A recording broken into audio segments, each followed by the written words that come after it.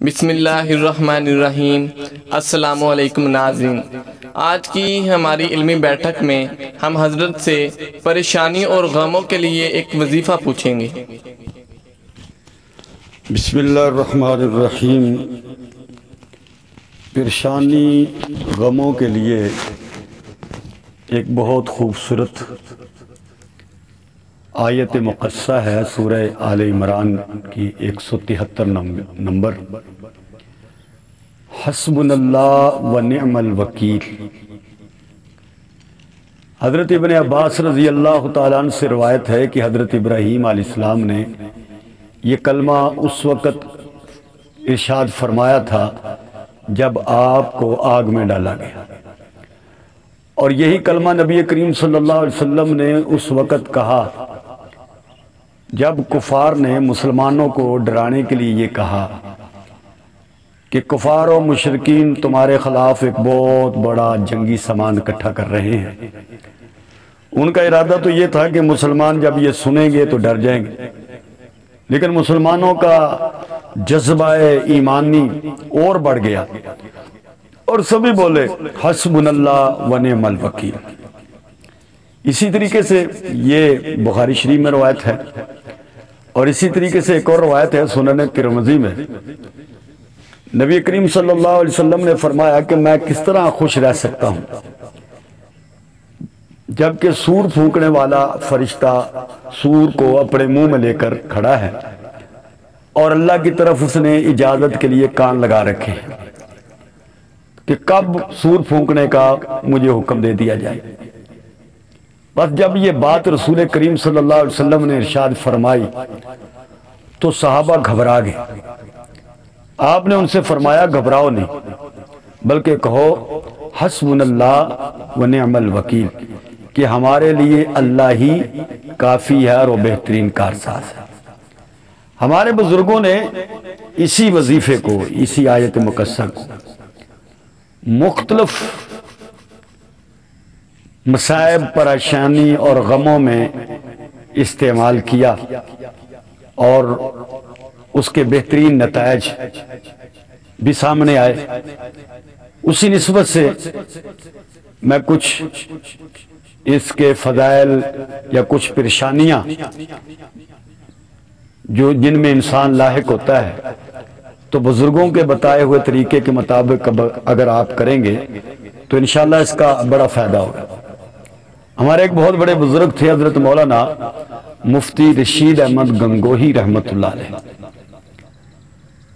آپ اس وظیفے کو بتایا کرتے تھے ان افراد کے لیے جو کسی ناجائز مقدمے میں، کسی پریشانی میں مبتلا ہو جائیں، تو آپ فرمایا کرتے تھے کہ 500 مرتبہ نماز عشاء کے بعد کوئی آدمی کسی ناجائز مقدمے میں پھنس گیا ہے، کوئی مقدمہ بازی چل رہی ہے، کوئی عدالتی کیس چل رہا ہے، اس مشکل میں پھنسا ہے، تو نماز عشاء کے بعد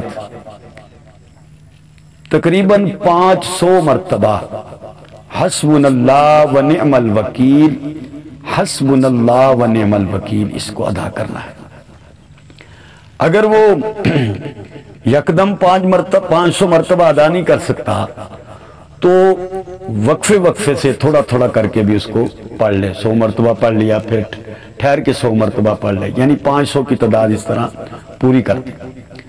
حضرت مولانا اشرف علی تھانوی رحمۃ اللہ علیہ حکیم الامت، ان کے خلیفہ حضرت شاہ عبد الغنی پھول پوری رحمۃ اللہ علیہ فرماتے ہیں دشمنوں اور ظالموں کے شر سے بچنے کے لیے اول اور آخر 3 مرتبہ درود شریف اور 341 مرتبہ حسبنا اللہ و نعم الوکیل پڑھ کر دعا کرنا، یہ مظلوم کے لیے ایک بہترین تحفہ ہے۔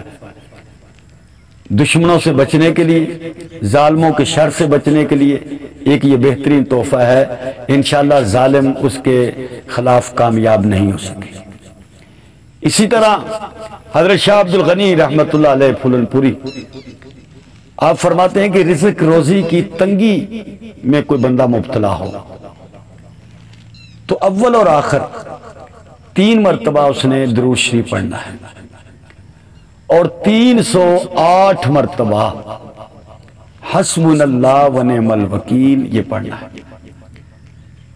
اول اور آخر 3 مرتبہ درود شریف اور 308 مرتبہ حسبنا اللہ و نعم الوکیل پڑھنا ہے۔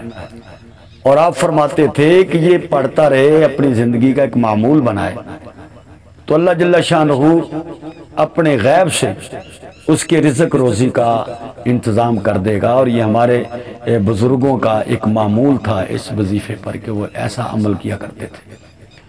تو معلوم ہوا کہ حسبنا اللہ و نعم الوکیل یہ بابرکت جملہ ہے اور بڑا عمدہ اور مؤثر ورد ہے۔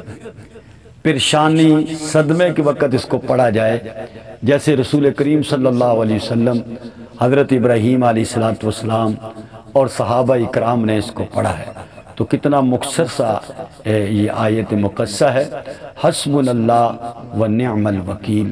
اگر اس ترتیب سے جو میں نے عرض کی ہے پڑھا جائے گا تو انشاءاللہ بہت زیادہ فوائد ہوں گے۔